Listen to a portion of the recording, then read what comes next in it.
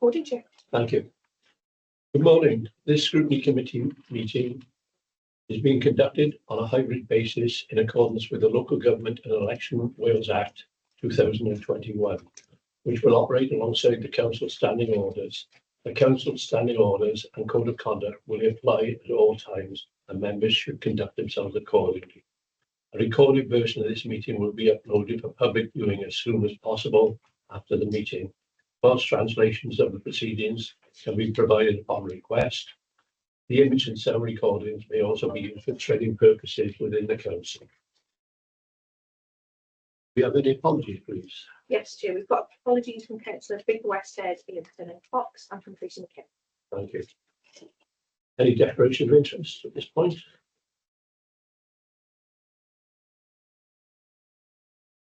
No, thank you. I'm going to deal with the minutes of the previous meeting. For accuracy then, page 3, 4, 5, 6. There are some actions within the minutes, Samantha, which hopefully you've taken forward into the queries. Thank you very much. Can somebody move them through record, please? Thank you. Seconded. Very good. Okay. And if we can start with the adaptations policy, please, and the officers like to join us.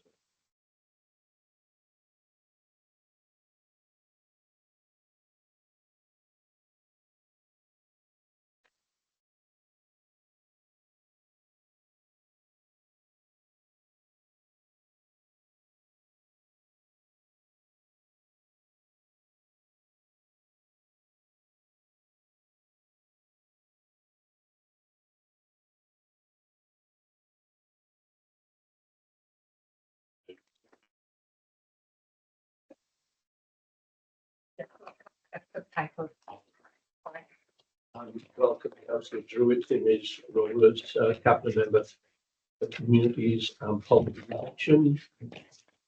And over to his officers. Who's going to lead on this?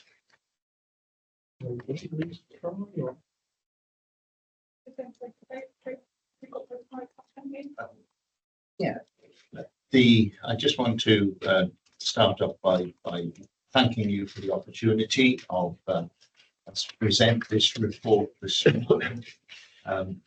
This report is about adaptations and the adaptation policy, and it's vital for keeping people in their own homes, and it's a way of helping everyone in society, in Newport here, to live better lives. If I speak personally, members of my family have used the service previously, and it ranges from all sorts of adaptations in the home, from handrails to stair lifts and that type of thing. What's the purpose of that? So that people can live where they have been previously, and lead better quality of life, and rather than have to rely on being taken into hospital regularly on a regular basis. So using facilities there, this policy aims to provide better inclusion for people who are in difficulties at certain times of their life. Okay, thank you.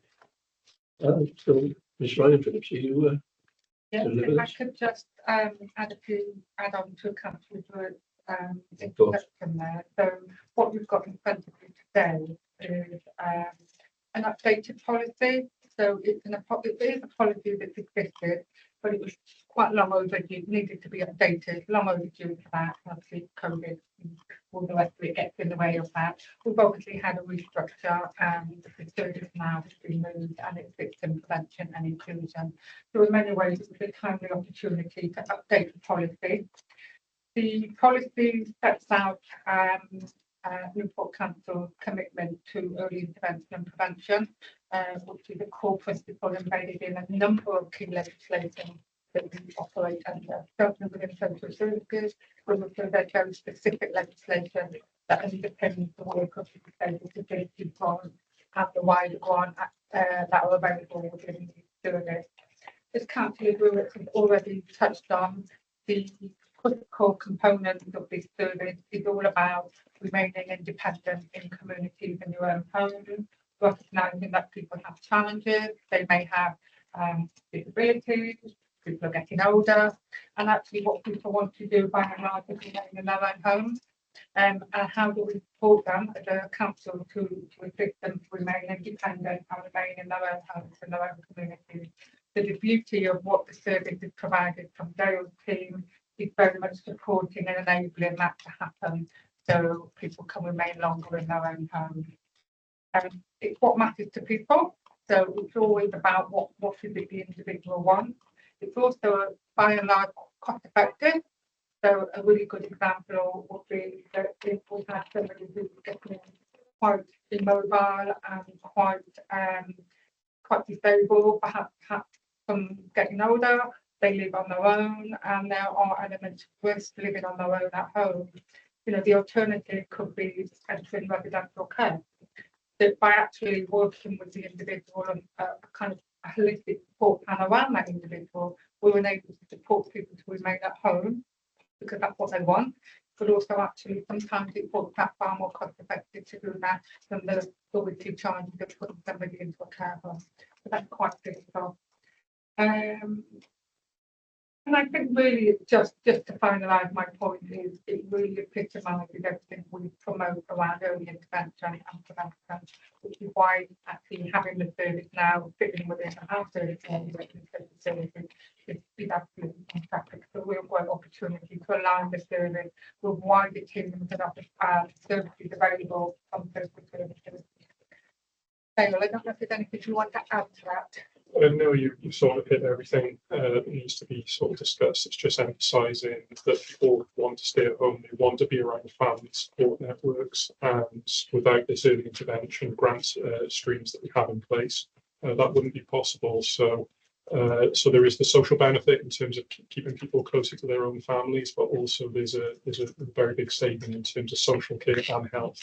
There was a study that was done that every pound you spend on an adaptation, you're saving £8 in social care and health. So it's really that early intervention, supporting families to remain independent. Thank you, Mr. Shields. Questions then, please? Councillor Evans. Yeah, thank you, Chair. Great admirable aims and objectives. Obviously, very important. What I couldn't get from reading this was I wanted to think about the criteria. I mentioned the sort of budgets, so how much budget you've got. We used to get sort of comparisons with the local authorities, how we doing with things, activities grants and things like that. So I guess the wider question or comment is, you know, how are we compared to other authorities? I know it fluctuates and goes up and down, but I'd like to try and see some sort of ideas, budgets, how much budgets, you know, pressures on budgets, concerns.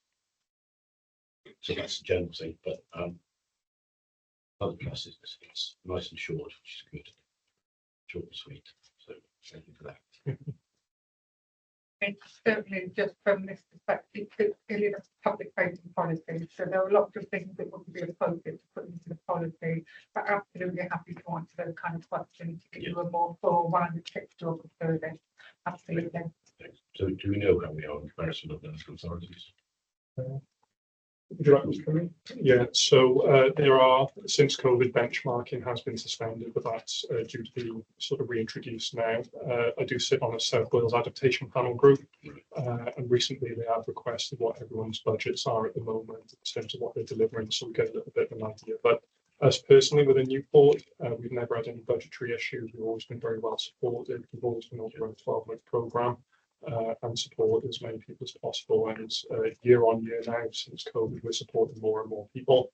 Waiting lists are down to a record low, and yeah, people are not waiting very long at all. We work very closely what should I say, with occupational therapy, because it's a bit of an integrated service. With the larger grants, they will need to go out and identify that it's necessary and appropriate for an individual to receive an adaptation. Then we would look at the actual building itself and manage it from there. So yeah, from that point of view, we work very well with occupational therapy to make sure that we're helping the most needy in society. I don't know whether the chair was going to bring it up a bit later, but the thing which we both noticed from the fairness and equalities impact assessment, it was something probably not adopting it.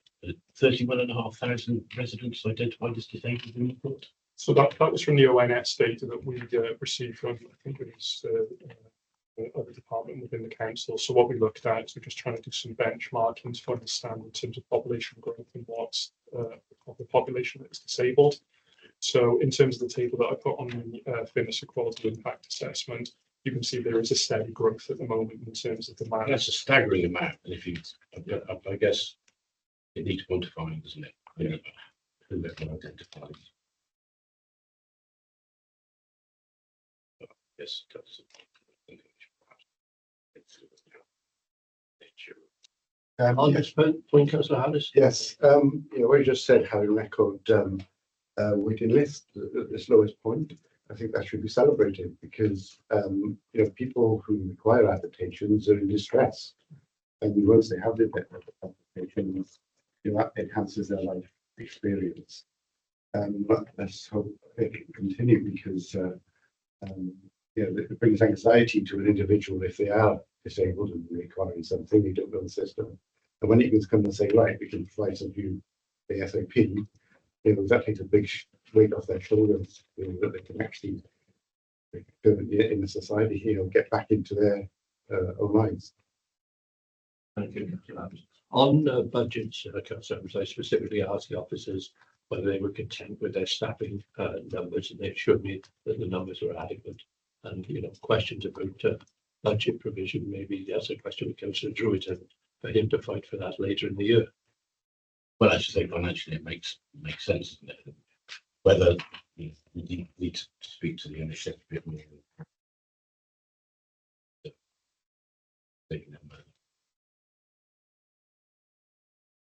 Are there any other questions on topic? No.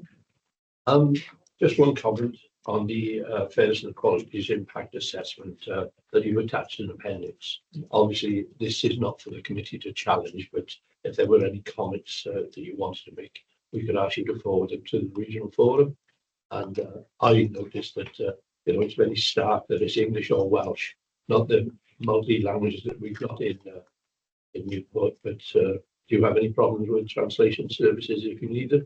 We work very closely with a translation service. So as and when we deal with anyone who requires further translation or further support, we want to put that in place, and it's never been a barrier to any adaptation with it. Okay, that's great news. Thank you very much. Right, no other questions? So this morning we've been asked to consider the draft adaptations policy, how effective it will be, liking the framework. Are we content with the framework? Yeah, thank you. And reflecting the current needs and the corporate plan priorities. Now, we've not really talked about the corporate plan priorities, but as far as we can see, it seems to be meeting the need. Yeah. Okay. Well, thank you very much for your attendance this morning. Thank you very much. Thank you. Thank Chair. you. Thank you. Nice to meet you. Good to have you back.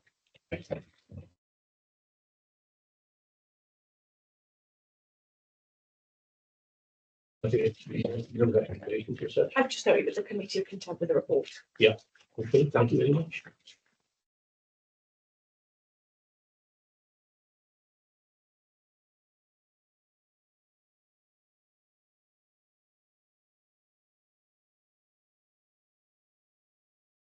But John, would you like to join us for the annual digital report, please?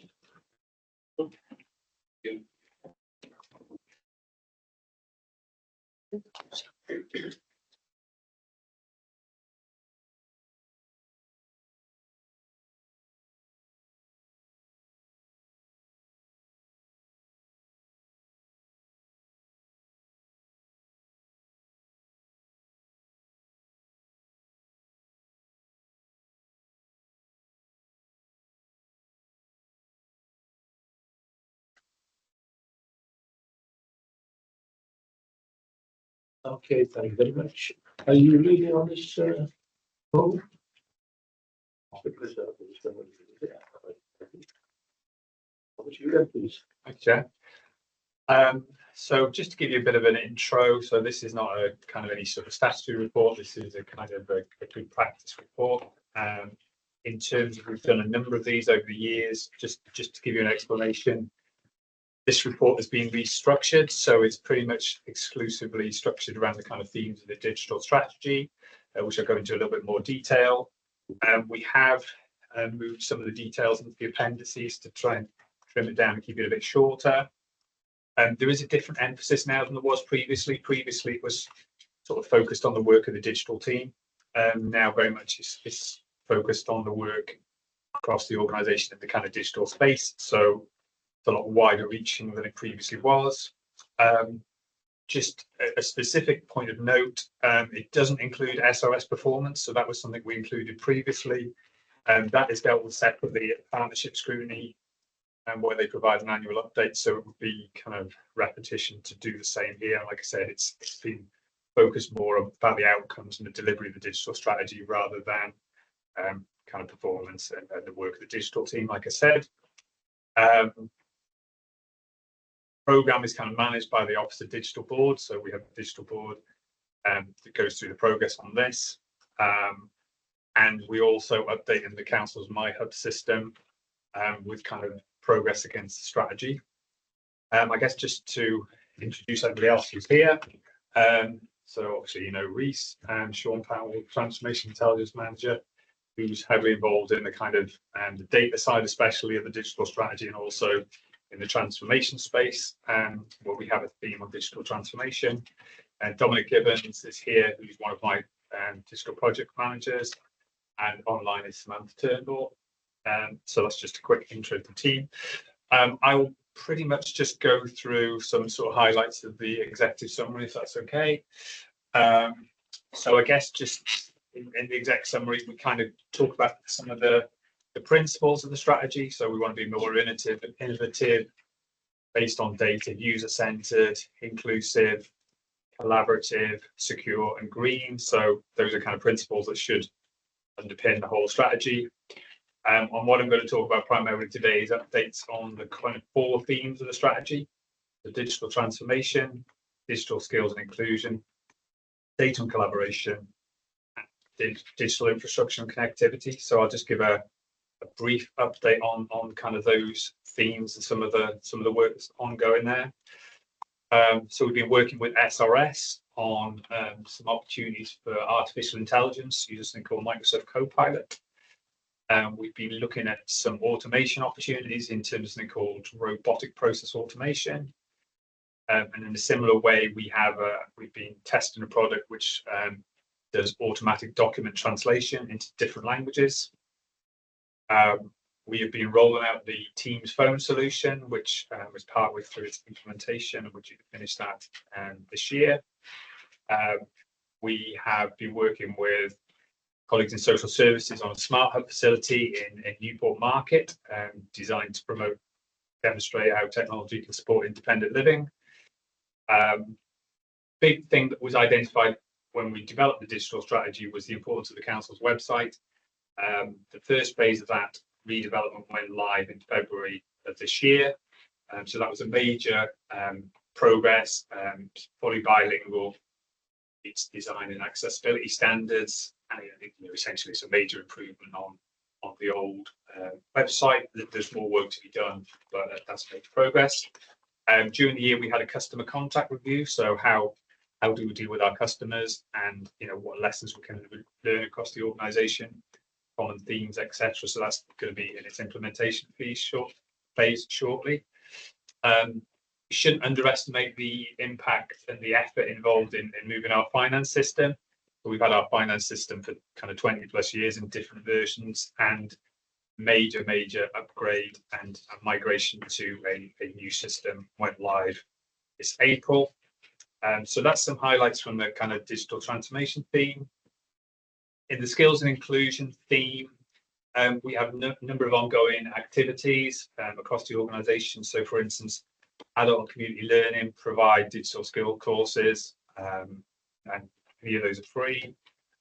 We are looking at a tablet loan scheme, and that's something we like to look at this year. Libraries and hubs provide free internet access, so that's available to citizens.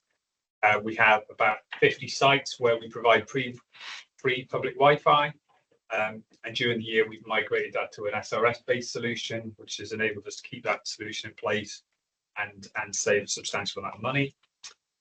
We also contribute to Newport Transport's free public Wi-Fi service. We use that for surveys, which is really useful.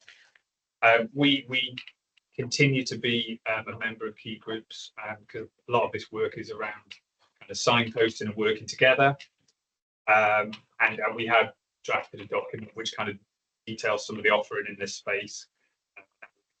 Further, in terms of the data and collaboration theme, some slight overlap with the annual information risk report, but we do put the highlights in here. So we received PSN accreditation, which is kind of our main security accreditation.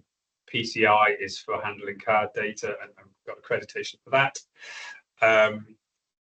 Sean is leading a kind of SRS collaborative project on a single view of the child. There's a number of collaborative projects that are taking place across the SRS, and that is one of them.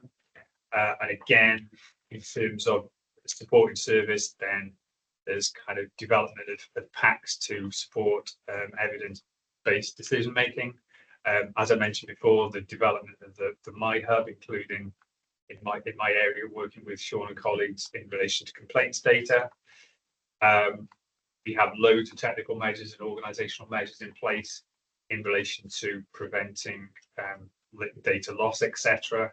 And you'll be aware that there was a member training session, a number of those, and 80% of members attended those. We actually attended a Welsh Government funded cyber breach workshop in March, and that was useful just to prepare for those sorts of scenario. Obviously, being prepared is really useful.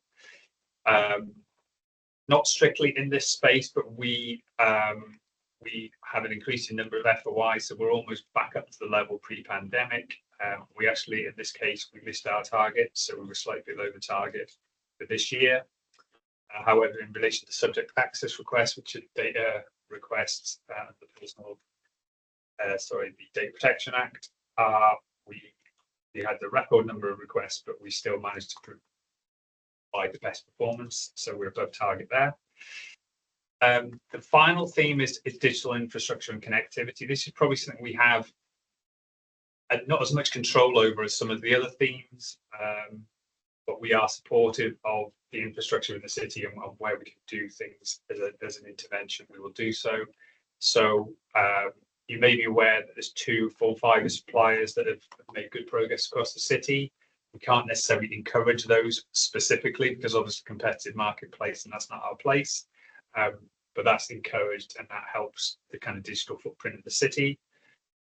We have done some specific work with local broadband fund, which was Welsh Government awarded us about £210,000, which is to improve connectivity in the 3 adult care homes, the 3 local authority adult care homes.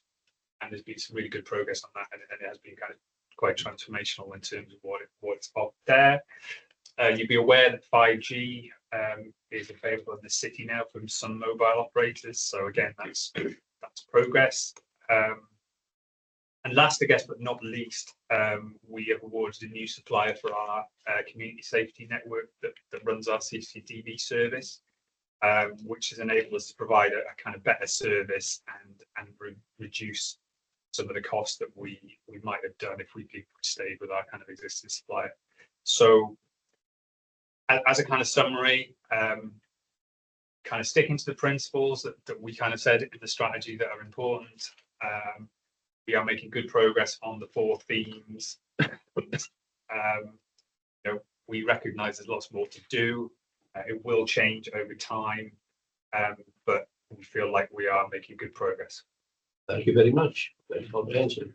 Do any of the other members of the team wish to comment before we go to questions? I think the only thing I'd add, Chair, is that last 6 months, we've seen some quite significant traction around some of the more recent technology that we've had access to, particularly around things like automation, our exploration into the use of artificial intelligence and stuff. So I think that's been quite positive for the organisation as well. Just helps to relieve some of the pressures that officers face day to day. But it's been a really good joint piece between ourselves and our partners at the Shared Resource Service. Thank you. Yeah, the other thing I would say, and I should have said this at the beginning, is primarily this report is focused on financial years kind of April to March. We do amend that slightly where it's appropriate. So as Sean said, the automation piece included as much in here as where we're at now, but looking back, it's kind of this largely reflecting that financial year. But yes, progress has been made since this report kind of timelines.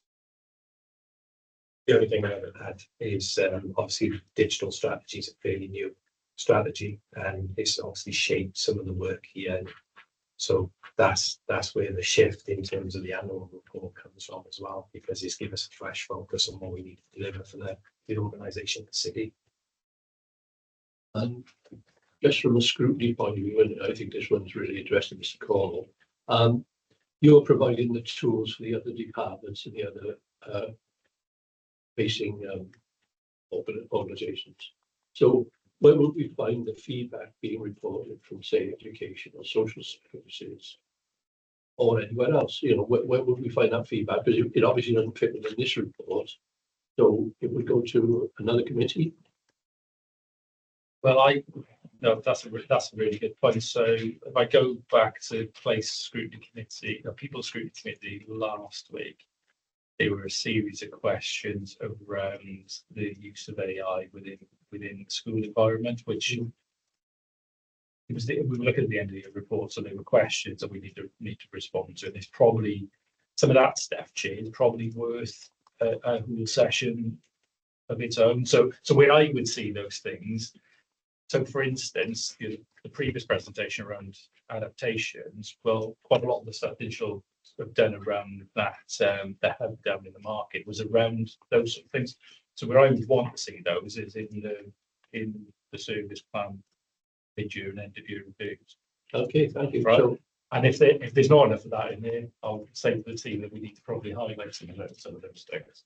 Samantha, can we take note that next time we have an all chairs committee, that's one of the things that we look at, please? Yeah, absolutely. Okay, over to you, councillors. Can I add to that, Chair? Yeah.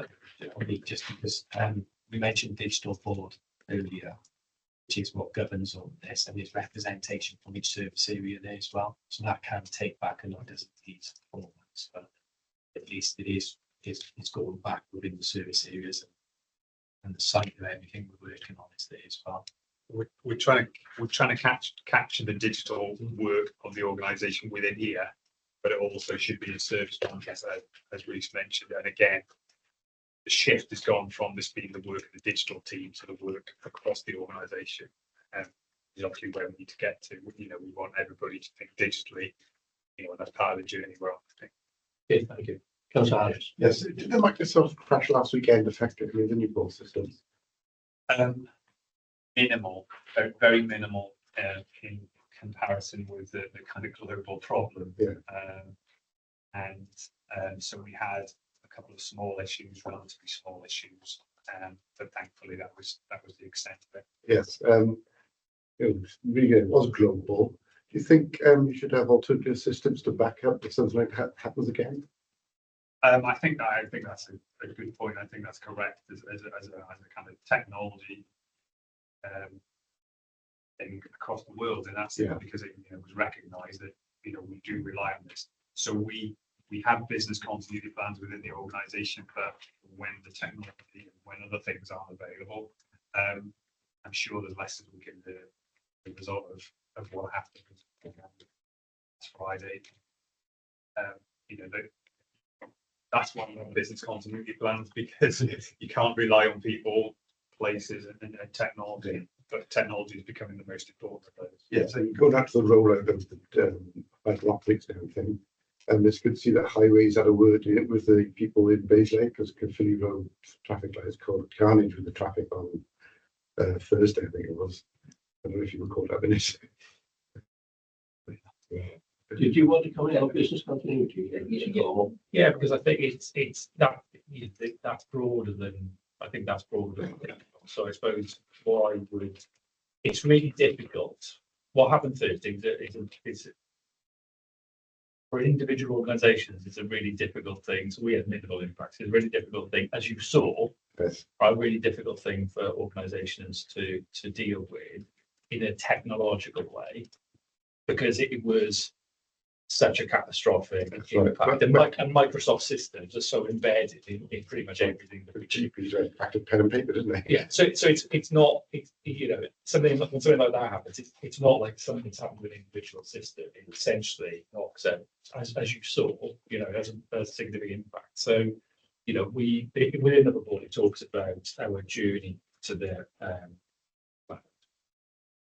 and having cloud-based systems, and actually that brings benefit. There are risks associated with it. We work through those, but the benefits of that around having a duplicate system. So, for instance, finance system goes down, it can be spun up into a duplicate system quite easily, and you carry on as if nothing's really happened. But something like that happens with Microsoft. You move beyond that, then you literally go to the point where right systems don't work. The business continuity arrangements about how the organisation still within the services within the system. Yeah. All right, so that's what there's an IT bit there, but this is all a big organisation. Okay, thank you. That's helpful. Yeah, just sort of following on from that, just on a basic level, as you know, we have issues with the council. Cabinet. That way. I did manage to get in by an invitation. I could hear it very clearly, and I think they've had some problems with the sound, and as we rely on it a lot nowadays.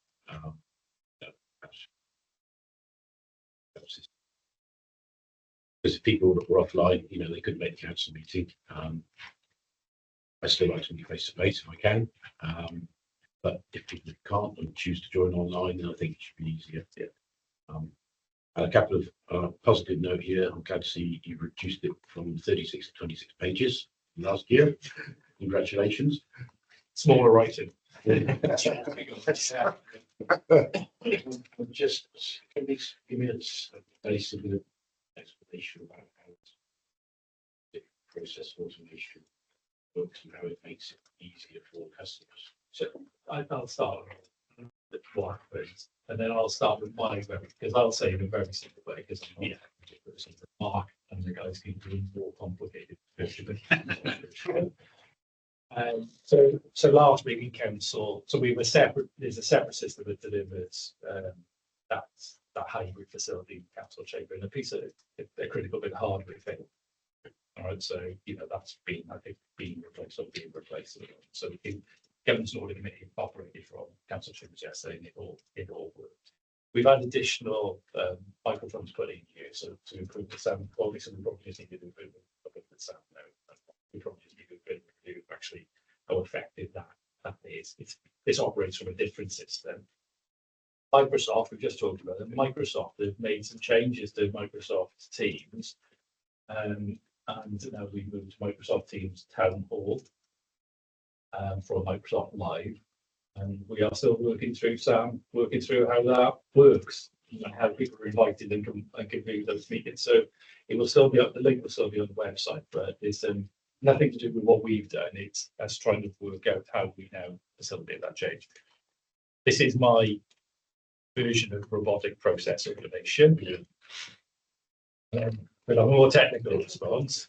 So no pictures in here, you see. Yeah, well, I'll do it in a because when we had a presentation on it originally, he was describing the pictorial way, which made a lot of sense to me. So essentially, it isn't something really clever. Essentially, there's a bit of software that you teach it. If X, Y, and Z happens here, it does A, B, and C, D.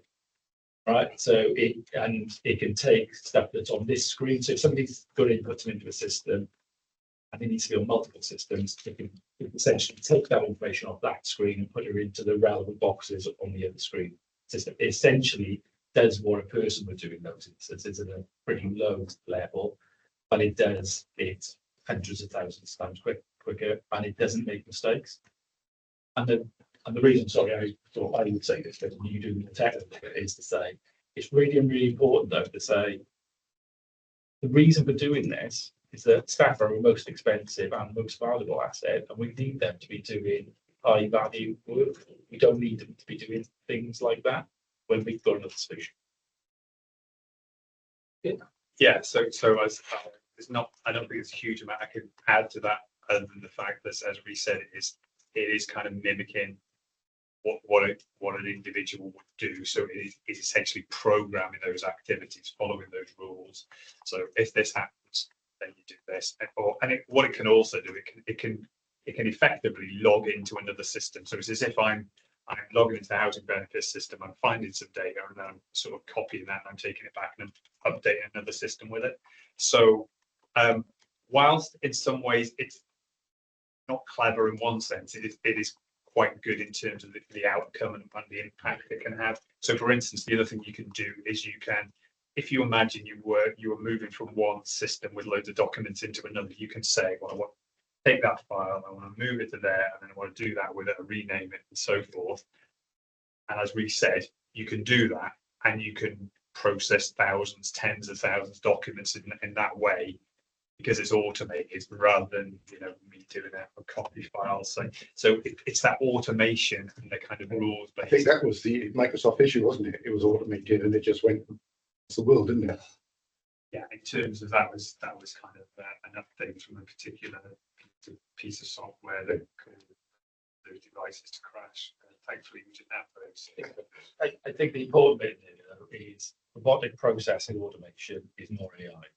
AI will learn things and do things better and different. I don't think we'll respond to things. This won't. It will just rules based. There's a rule, he'll follow the rule. Yeah. Sorry, can I just add to that? Perhaps a really good practical example of robotic process automation.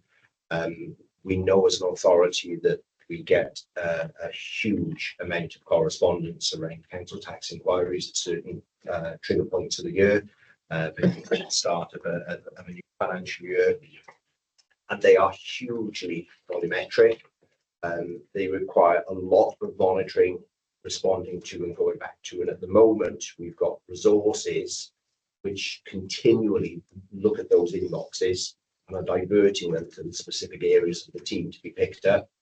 What we're able to do is we're able to program quite simplistically the robot that monitors the emails and diverts it automatically. So as Rhys mentioned earlier, where you would have staff doing these labor intensive, probably low value, high volume activities, what it now means is we can automate that process and the staff can be diverted into the more value added elements of the business, which is where obviously we get to make the biggest impact. So that's just a practical example of where robotic process automation comes in. But I think organisationally, robotic process automation probably presents one of the biggest opportunities generationally that we have seen in a long time, because it's all about making sure resources are in the right parts, doing the most value added components, and that we free up all of this admin process burning heavy stuff. So yeah, it is an exciting space.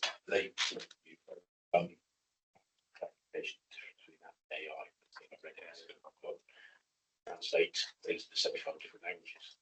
As long as we're not translating things to 75 different languages, but I think we have so they just distinguish differences between process automation and no, that makes sense. And I think it is one of the things, as we said, like seeing it, you kind of understand it better. Seeing, obviously, we can't articulate that before, but maybe, for instance, I know the supplier that we use has a number of videos kind of on YouTube, so maybe we could have a couple of those in that would probably explain.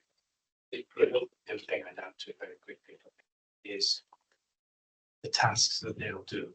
These robots, which are basically computer robots, they work 24/7. take leave. So that, and they don't replace staff, as we've already said, but you can get those tasks running at all times.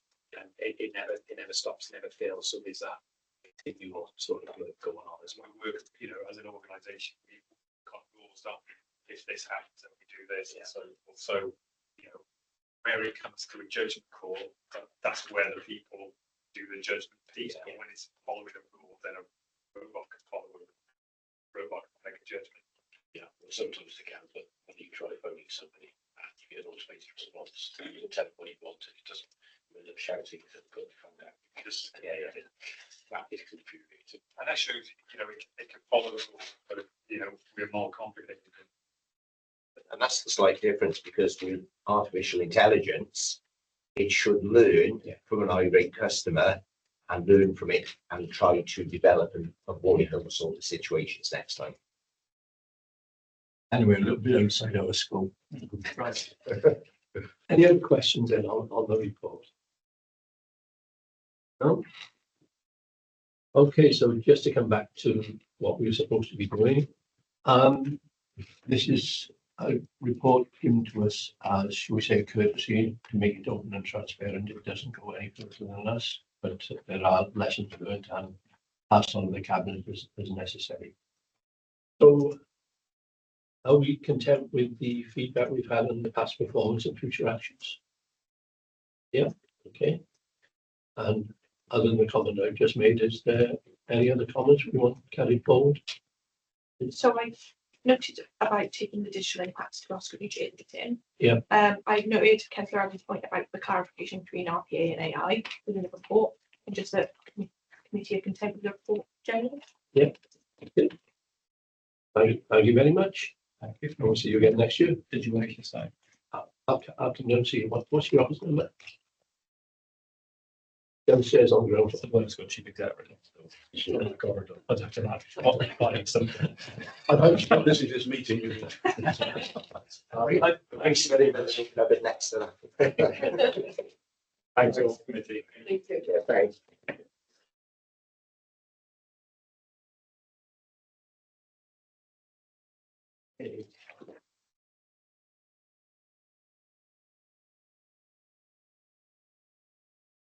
Going forward now to page 77. On the and your yeah. Absolutely. So we see that we've had a lot of responses regarding the information risk report, and we see the actions monitoring table.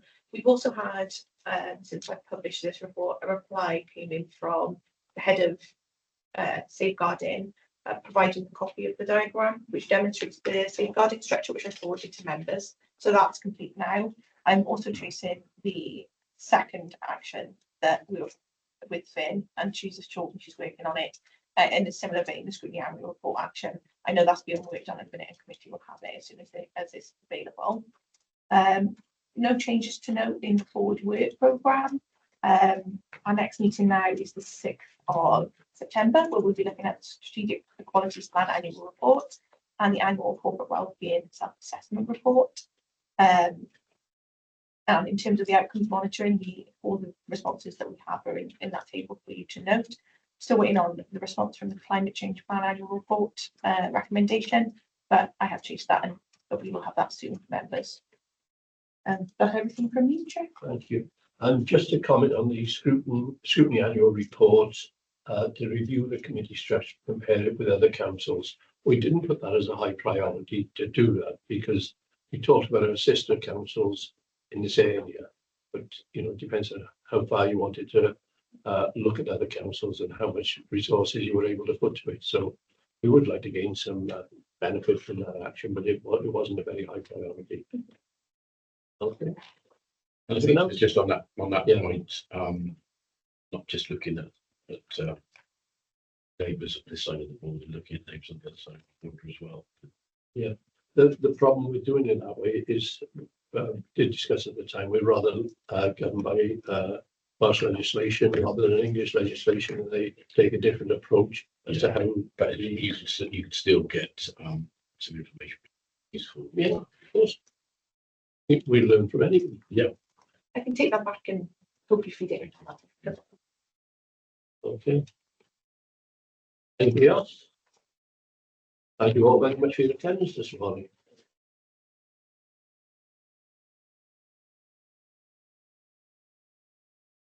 Thank you. Can we go